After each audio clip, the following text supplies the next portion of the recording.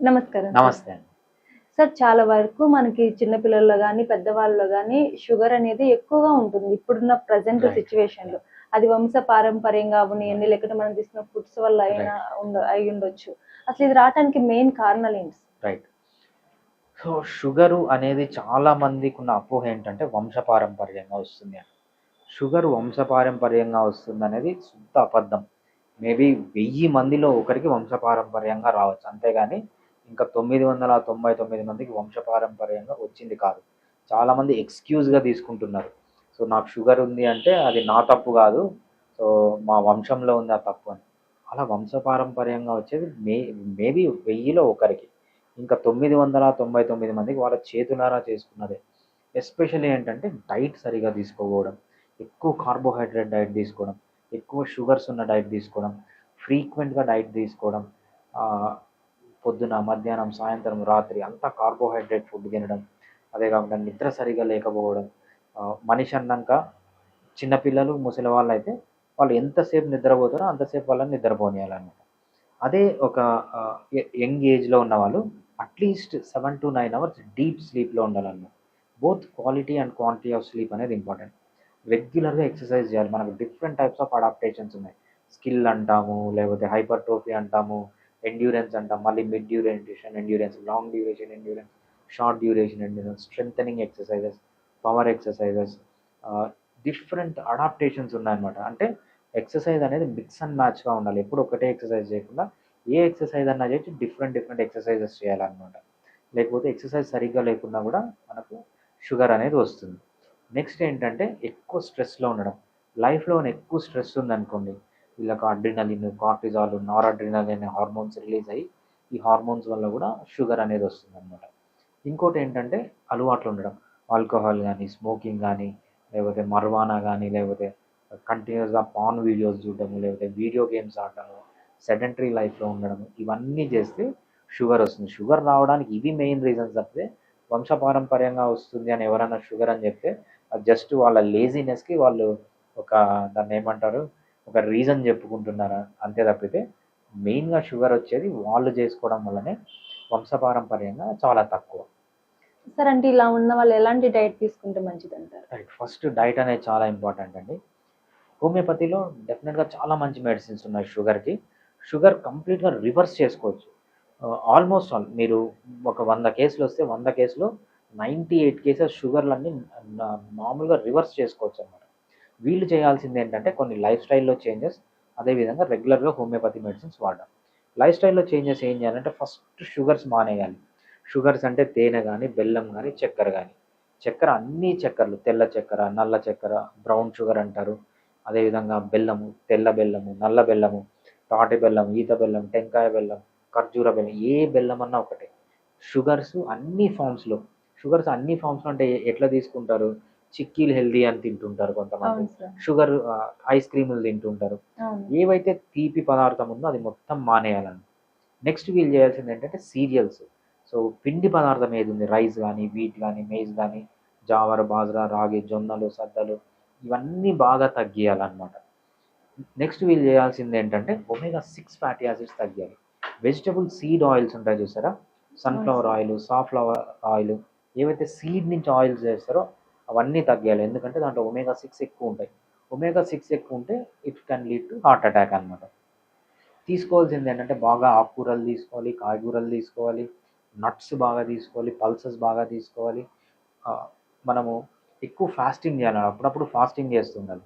రోజుకి ఒక్కసారి తినండి, 2 సార్లు తినండి, 3 సార్లు అంతేగాని పొద్దున్న నుంచి రాత్రి వరకు తినడం మంచిది కాదు. ఫస్ట్ డైట్ కంట్రోల్ చేయాలి. నెక్స్ట్ ఏంటంటే బాగా నిద్రపోవాలి. నిద్ర అనేది చాలా ఇంపార్టెంట్. 7-9 అవర్స్ పర్ డే నిద్రపోవాలి. నెక్స్ట్ ఏంటంటే బాగా ఎక్సర్సైజ్. ఏ ఎక్సర్సైజ్ అన్నా చేయొచ్చు. డిఫరెంట్ వెరైటీ ఆఫ్ ఎక్సర్సైజెస్ చేయాల్సింది నెక్స్ట్ అన్నమాట. దీంతో పాటు వీళ్ళేంటంటే స్ట్రెస్ ఫ్రీ లైఫ్‌లో ఉండాలి. లైఫ్‌లో ఎంత స్ట్రెస్ తగ్గించుకుంటే అంత హ్యాపీగా ఉంటారు. దాంతో పాటు వీళ్ళు మెయిన్‌గా అడిక్షన్స్ ఏవైతే ఉన్నాయో ఆల్కహాల్ గానీ, స్మోకింగ్ గానీ ఇట్లాంటివన్నీ తగ్గించుకుంటే వాళ్ళు జస్ట్ కొన్ని సింపుల్ హోమియోపతిక్ మెడిసిన్స్ వాడి ఇవన్నీ చేస్తే 98% ఆఫ్ ది పీపుల్‌లో కంపల్సరీ షుగర్ అనేది రివర్స్ అవుతుంది. సార్ ఇప్పుడు మీరు అన్నట్టు ఫాస్టింగ్ ఉంటే కొంచెం మంచిది అంటే 2 టైమ్స్ తీసుకోవచ్చు అన్నారు. కొంతమంది ఉంటారు మమ్మల్ని ఫాస్టింగ్ ఉండమన్నారని, అంటే మనం చెప్పకపోయినా కొన్ని కొన్ని వీడియోస్ లో చూసేసి అది కాకరకాయకి సంబంధించిన జ్యూస్ తాగేసి మార్నింగ్ నుంచి నైట్ వరకు ఏం తినకుండా ఉంటారు. ఈ విధంగా ఉండటం వల్ల కూడా అసలు షుగర్ లెవెల్స్ అనేవి తగ్గుతాయా ఇంకా పెరుగుతాయా సార్? డెఫినెట్గా అండి. ఫాస్టింగ్ ప్రపంచంలో ఏదన్నా మీకు మీరు చేసుకునే హెల్ప్ ఏదన్నా ఉందంటే ఫాస్టింగ్. ఫాస్టింగ్ కంటే బెటర్ సొల్యూషన్ ఏ ప్రాబ్లంకి ప్రపంచంలో ఏ హెల్త్ ప్రాబ్లంకి లేదు. బట్ ఫాస్టింగ్ అనేది ఎలా చేయాలి అంటే స్టెప్ వైజ్ చేయాలి. మనం ఒక వీడియోలో చూసాం, ఒక తాత అంటాడు, నేను జనవరి 1 నుంచి మందు మానేస్తాను, కానీ డిసెంబర్ 30 ఫస్ట్ నైట్ ఫుల్ అంటాడు. అట్లా చేయకూడదు. ఏదన్నా కానీ సడన్గా చేయకూడదు. మనం మన డైట్లో చేంజ్ చేసినా 15% చేసుకుంటూ వెళ్ళాలి. 15% తగ్గించండి, 15% తగ్గి ఒక 6 మంత్స్ పెట్టుకోండి. మన బాడీ ఇప్పుడు ఏంటంటే కార్బోహైడ్రేట్ మెటబాలిజంకి అలవాటు పడింది. అది ఫ్యాట్ మెటబాలిజం షిఫ్ట్ చేయాలి. ఓవర్ నైట్ షిఫ్ట్ చేయకూడదు అనమాట. ఒక 6 నెలలు టైం పెట్టుకొని స్లోగా ఒకసారి ఫస్ట్ అది మనకు ఫిట్ ఇన్ 6 అని ఒక ప్రోగ్రామ్ ఉంది. ఆ ప్రోగ్రాంలో ఏం చెప్తామంటే 8 స్టెప్స్ చెప్తాను అనమాట. ఈ 8 స్టెప్స్ అనేవి 6 మంత్స్లో 8 స్టెప్స్, అంటే స్లోగా 6 మంత్స్లో మీ ఫుడ్ హ్యాబిట్స్ అన్ని మార్చుకుంటూ రావాలి తప్పితే సడన్గా ఒకరోజు చేస్తే అది చాలా డేంజర్ అనమాట. అలా చేయకూడదు. సో మనిషి ఫాస్టింగ్ చేయగలడా లేదా? ప్రతి ఒక్కరూ చేయగలరు. 6 మంత్స్ టైం పెట్టుకొని చేయాలి. ఎందుకంటే మనం 10,000 సంవత్సరాల ముందు అడవుల్లో ఉండేవాళ్ళం అందరూ. మనకేంటంటే అప్పుడు ఫుడ్ వారానికి 1 పూటను 2 పూటలు 3 మ్యాక్సిమం 3 పూటలు దొరికేదంతే. ఇప్పుడులాగా పొద్దున మధ్యాహ్నం సాయంత్రం రాత్రి ఇలా ఉండేది. అటువంటి డిఎన్ఏ మనదన్నమాట. ఆ డిఎన్ఏని మనం ఇప్పుడు మళ్ళీ యాక్టివేట్ చేయాలి. దాని ఎపిజెనెటిక్స్ అంటారు. అట్లాంటి ఎపిజెనెటిక్స్లోకి వెళ్ళి అంత స్ట్రాంగ్గా ఉండాలంటే ఫాస్టింగ్ అనేది చాలా ఇంపార్టెంట్. మనకు చాలామంది ఓమేట్ చేస్తున్నారు, 1 మీల్ ఏ డే చాలామంది చేస్తున్నారు. సో చాలా మంచిది అది.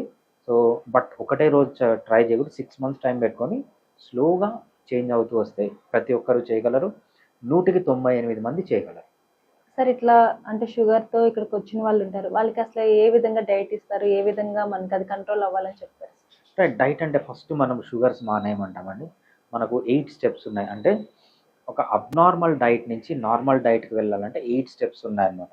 ఫస్ట్ స్టెప్ నుంచి ప్రతిసారి మనం ఏం చేస్తామంటే 15% ఆఫ్ ది డైట్ చేంజ్ చేస్తాం. ఒక్కసారి మీ బాడీ దానికి అడాప్ట్ అయిన తర్వాత నెక్స్ట్ 15% చేస్తాము. ఇట్లా 15% చేసుకుంటూ 6 మంత్స్లో వాళ్ళ డైటరీ ప్యాటర్న్స్ మారుస్తాం తప్పితే సడన్గా చేయాలి. సార్ అంటే ఇప్పుడు ఇలా ఉన్న వాళ్ళు మేము మిమ్మల్ని కలవాలనుకుంటారు, మాట్లాడాలనుకుంటారు, వాళ్ళు ఎలా కలవాలనుకుంటారు సార్? ఇప్పుడు ఇక్కడికి రావాలి అంటే కొంతమంది దూరంగా ఉండొచ్చు, లేదా అదర్ కంట్రీస్లో ఉండొచ్చు, వాళ్ళు మిమ్మల్ని ఎలా అప్రోచ్ అవ్వాలి? రైట్. సో మనకు 2 టైప్స్ ఆఫ్ కన్సల్టేషన్ ఉందండి. ఒకటి ఆన్లైన్ కన్సల్టేషన్ అంటాం, in person consultation. Online consultation అనేది వాళ్ళ కన్వీనియన్స్ని బట్టి either phone or video call చేయొచ్చు. ఒక్కసారి కేసు అంతా తీసుకున్న తర్వాత వాళ్ళు లోకల్గా ఏం రిపోర్ట్స్ చేసుకుని అవన్నీ మాకు పంపించాలి. అవన్నీ అనలైజ్ చేసిన తర్వాత ఇంకేమన్నా కొత్త రిపోర్ట్స్ కావాలంటే చెప్తాము, లోకల్గా చేయించి పంపించచ్చు. ఒక్కసారి కేసు అంతా అర్థమైన తర్వాత మెడిసిన్స్ అనేవి ప్రపంచంలో ఎక్కడున్నా మనం ఇక్కడి నుంచి పంపిస్తాం. ఇండియాలో ఎక్కడున్నా కూడా 3 డేస్ పడుతుంది, వర్కింగ్ డేస్ పడుతుంది.